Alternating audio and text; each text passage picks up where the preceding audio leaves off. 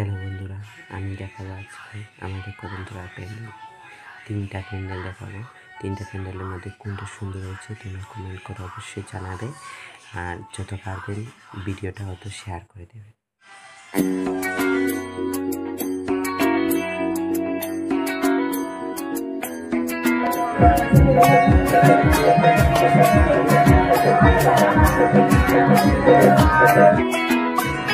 ঢাক বাজা কাসর বাজা উলুদে আর শঙ্খ বাজা বছর পরে আবার এলো মাঝে चले ये सांस किस तरह পুজো পুজো গন্ধ নিয়ে নতুন গানের ছন্দ নিয়ে শারদীয়